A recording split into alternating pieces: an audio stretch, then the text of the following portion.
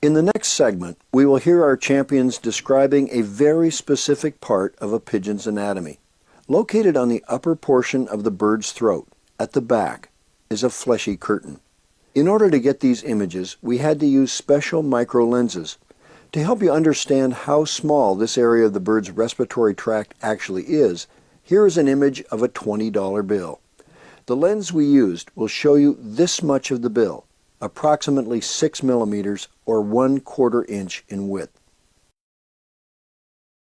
I was very fortunate that about 30 years ago, when I first started going over to Belgium, I met Paul Holterman. And being in a quest for knowledge, so to speak, I questioned him on all sorts of things. And he showed me what he learned from Albert de Keyser, who years and years ago in Belgium was everybody's hero with the pigeons. Albert de Keyser said to me, you take a pigeon, it must be a pair for model and his throat. But I said, what is that, his throat?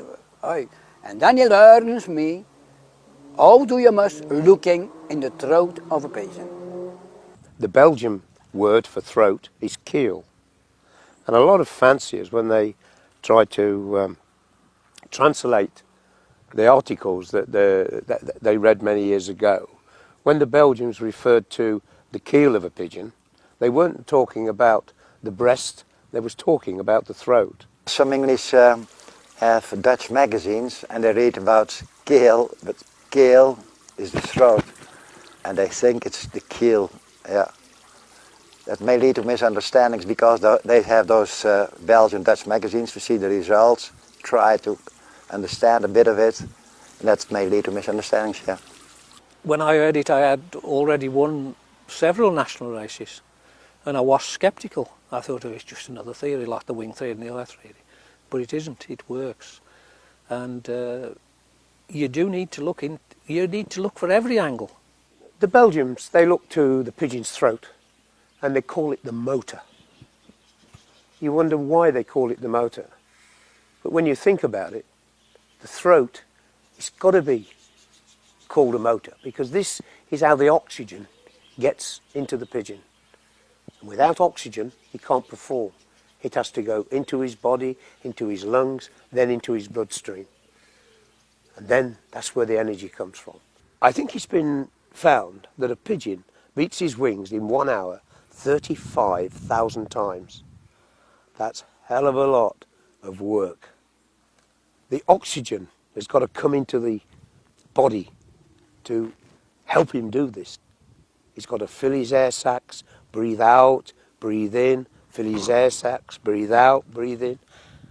I think he has to do that every time he flaps his wings.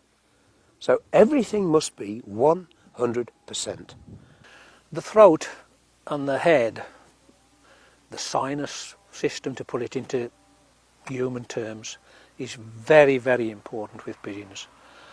I've only actually realised this probably the last 5 years, how important it is. So the more perfect that pigeon's throat is, the more perfect the motor is. Most people, good fanciers, will look for a good throat, so they will. And a pigeon healthy, with a pigeon with rest will not win. A pigeon that can't breathe, it's like yourself, you'll not win. You can't breathe, you can't win, you can't do anything. But any pigeon I've seen, good ones, if you look at the throat, the good throat ventilation, the slit in the throat will be straight at the back. When I go to the lofts and I make a report, I said on the fencer, don't speak one word. You give me your pigeons, and I will say, that's your best. And 95% he said, it is correct, it is my best. And that is again the throat. But watch out when what we talked about before, if a pigeon is under stress, then the throat is no good. But a pigeon that always has a bad throat, it's also too red, that's for sure a bad pigeon. It's very important indeed. Pigeons have a perfect respiration. I didn't learn about a pigeon's throat overnight. And then eventually I started seeing a pattern. This one, with a terrible throat, that was one of my favourite pigeons, I lost him. And these pigeons that I thought, well, that's not as good as him, won a first prize. His throat. That was the first time I saw 10 points. The throat, the larynx, and the nostrils, even the eyes, they're all very, very important and all interconnected. If a pigeon can't breathe, he can't win. The color of the throat must be perfect. They can't be swollen. They must be. The air must go easy to the inside of the respiratory and bring the oxygen to the blood. So everything have to be smooth and without infection or without swollen respiratory tract.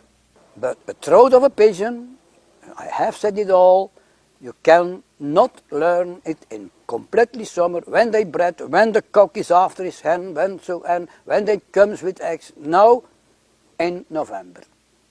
That is the best date you can. And then I will select pigeons, and then I am sure 90%, I said not 100% because it is not possible, 100%, but 90% I can say, this one must away, this one is good.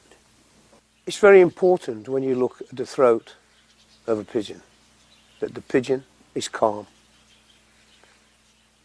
I like to close all the cockbirds in their nest box the evening before and then go in the loft the following morning with my book and take each one carefully in my hand. It is real important for people picking up pigeons, even for breeding again. If the throat's not right, if the respiratory isn't right, they're not going to breed. A bad pigeon's not going to breed a good one, definitely. When I open a pigeon's mouth, which I must stress, you have to do very, very carefully. You don't go in it like a bull in a china shop and wrench the pigeon's mouth open. You look very carefully and you look to the back of the mouth. And at the back of the mouth there is a curtain. And the curtain is in two parts, just like they've been pulled together. The throat theory, it's not really a theory, it's a fact. What you want is one where they're put together and hanging dead straight and you can barely see the line. Open a little bit, doesn't matter too much, but hanging at a wrong angle and open too wide, creased, no. It's got to be right straight in the middle, a line, and the curtain nice and even both sides. And that is the perfect throat. And you don't see too many. You don't see too many.